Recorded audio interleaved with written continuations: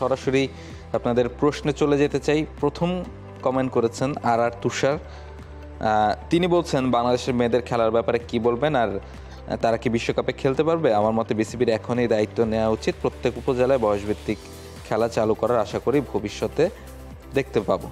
হ্যাঁ, আমরাও সেটা আশা করি যে মানে প্রত্যেক যে আমরা বলি না যে ছেলেদের এবং মেয়েদের উভয় ক্ষেত্রেই, উভয় ক্রিকেট বা উভয় যে কোনো স্পোর্টসের ক্ষেত্রেই ঘরোয়া ক্রিকেটটা অনেক বেশি মজবুত হওয়া দরকার, এবং সেই জন্য এটা অনেক বড় একটা স্টেপ যে প্রতি আসলে উপজেলা বা জেলা ভিত্তিক আরও যদি বেশি জোরদার করা হয় মেয়েদের বা ছেলেদের ক্রিকেট খেলার সিচুয়েশনগুলো, তাহলে আসলে অনেকভাবে মেয়েরা এগিয়ে আসতে পারবে। এবং বাংলাদেশের মেয়েরা যেই পারফর্ম করছে বিশ্বকাপ বাছাইয়ে, এখন তারা টেবিল টপার রয়েছে, রান রেটও তাদের বেশ ভালো, 6 পয়েন্ট, তাদের 3টা ম্যাচে 3টা জয়। পাকিস্তানও সমান পয়েন্ট, কিন্তু রান রেটের কারণে দ্বিতীয় অবস্থানে আছে। বাংলাদেশ সম্ভাবনা খুব জোরালো বিশ্বকাপে সুযোগ পাওয়ার জন্য। আর 2টো ম্যাচ বাকি আছে ওয়েস্ট ইন্ডিজ এবং পাকিস্তানের সঙ্গে। আমরা আশা রাখি যে সেই 2টো ম্যাচে আমরা ভালো পারফরমেন্স দেখতে পাবো। সব মশার বিরুদ্ধে সুরক্ষা দিতে এলো বসুন্ধরা এক্সট্রিম অ্যারোসল, মশার বিরুদ্ধে এক্সট্রিম সুরক্ষা। পরের কমেন্টে যাব। সাইয়েদ, তিনি বলছেন পিএসএল শেষে কি রিশাদ এই ক্যাপটা ধরে রাখতে পারবে পুরো সিজনের জন্য? আমরা দেখেন গত বছর যখন মুস্তাফিজ চেন্নাইয়ের হয়ে খেললো, মুস্তাফিজও কিন্তু আইপিএলের যে পার্পল ক্যাপ, সেই পার্পল ক্যাপটা পড়েছিল, কিন্তু আনফর্চুনেটলি তিনি তো পুরো সিজনটাই খেলতে পারেনি, চলে আসতে হয়েছিল, যার কারণে নইলে হয়তো বা আমরা আসলে দেখতে পেতাম মানে মুস্তাফিজের মাথায় একেবারে সিজন শেষে সেই পার্পল ক্যাপটা। তো আমরা আশা রাখি রিশাদ যেহেতু এবার পুরো সিজনের জন্য সুযোগটা পেয়েছেন, পুরো সিজনে তার খেলার সুযোগ রয়েছে, আর লাহোর কালান্দার্স ইতিমধ্যে রিশাদে মুগ্ধ হয়ে গেছে।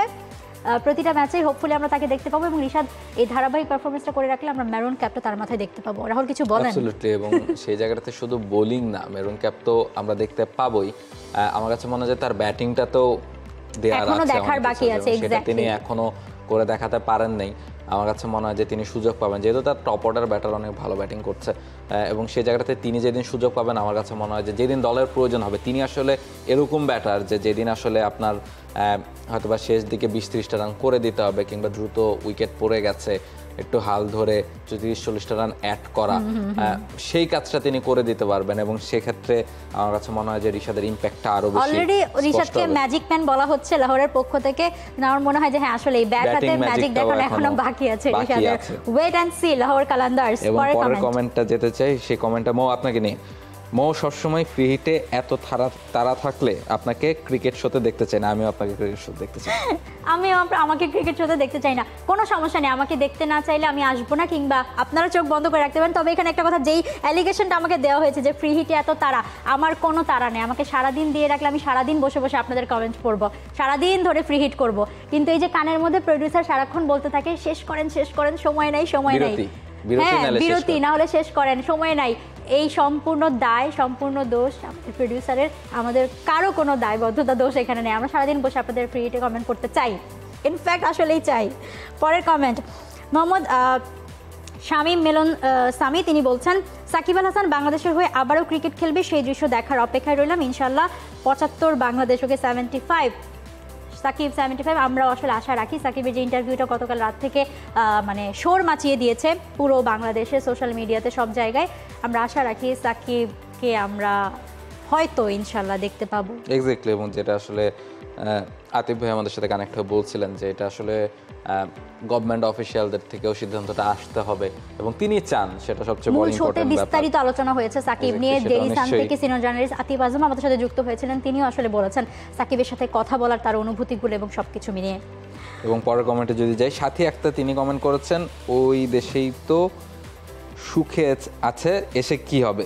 তিনি বোধহয় সাকিবের কথা বলছেন, সাকিব ওই দেশেই তো সুখে আছে। ওকে, এখন দেখেন সুখ তো মানে যার যার পার্সপেক্টিভ থেকে অন্য রকম একটা ব্যাপার। আপনার কাছে ওই দেশে থাকা সুখী হতে পারে, সাকিবের কাছে হয়তো দেশে এসে ক্রিকেট খেলে দেশের মাটি থেকে বিদায় নেওয়াটা সবচেয়ে বড় সুখের বিষয়, যেটা তিনি তার ইন্টারভিউতে বলেছেন যে আমি দেশের হয়ে মানে দেশে খেলে বিদায়টা নিতে চাই, অন্তত আরও একবার খেলে, আর তার জন্য আমি যে কোনো কিছু করতে পারি।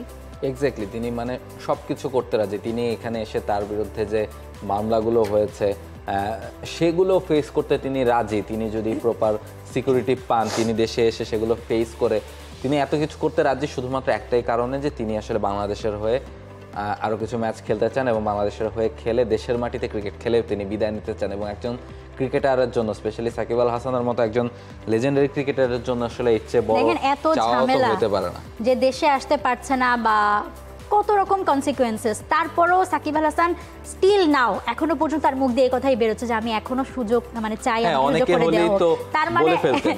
আদৌ বাংলাদেশ সে অনেক- সেখানে সুখে আছে কিনা, মানে মনের সুখ, মানে সুখ বলে আসলে কিছু নাই, মানে শান্তিটা আসল জিনিস। তো সেই শান্তিটা হয়তো বা পাচ্ছেন না সাকিব আল হাসান। এবং তিনি যেহেতু এখন পলিটিশিয়ান, আমরা তো পলিটিশিয়ানদের দেখেছি যে তারা চলে গেলে হয়তো বা আসার ব্যাপারে খুব একটা আগ্রহ দেখান না। সাকিবের ক্ষেত্রে তো তার উল্টোটা আমরা দেখছি যে তিনি আসতে চান, এসে ক্রিকেট খেলতে চান এবং যেই আইনি জটিলতা সেগুলোও তিনি ফেস করতে চান। ফলে সেটাই আপনি ঠিকই বলেছেন যে সুখটা আসলে আপেক্ষিক ব্যাপার, সবার জন্য সমান না। পরের কমেন্টে যদি যাই, মাইমুনা করিম তিনি কমেন্ট করেছেন, ধরুন আপনারা ক্রিকেটার, সাংবাদিক না, ওকে, আইপিএল, বিপিএল, পিএসএলে কোন দল আপনাকে কিনলে খুশি হবেন? যেই দল আমাকে বেশি টাকা দিবে সেই দলে। Same here.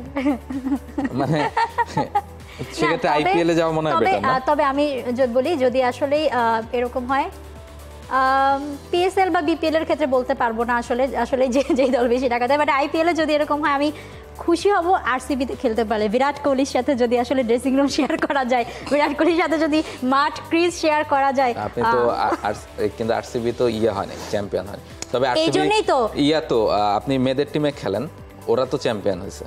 হ্যাঁ হ্যাঁ হ্যাঁ, সেটা মেয়েদের আরসিবি টিমে অথবা ছেলেদের আরসিবি টিমে যদি আসলে ছেলে হতাম। ওকে, আমি হলে তাহলে খেলবো, কলকাতা নাইট রাইডার্সে খেলবো, শাহরুখ খানের দলে। ওকে, রাহুল রয়, ইনফ্যাক্ট রাহুল রয় নাম তো শোনাই হোগা, রাহুল রয়, অ্যাজ এক্সপেক্টেড রাহুল। তো আজকের ফিট আমাদের এই পর্যন্তই। সবাইকে অসংখ্য ধন্যবাদ আমাদের সাথে থাকবার জন্য। সবাই ভালো থাকুন, সুস্থ থাকুন এবং খেলা দেখতে অবশ্যই চোখ রাখবেন টি স্পোর্টসে। For more updates, subscribe to our YouTube channel and click on the bell icon. Follow us on Facebook and Instagram. Download T-Sports app to enjoy exciting games and highlights.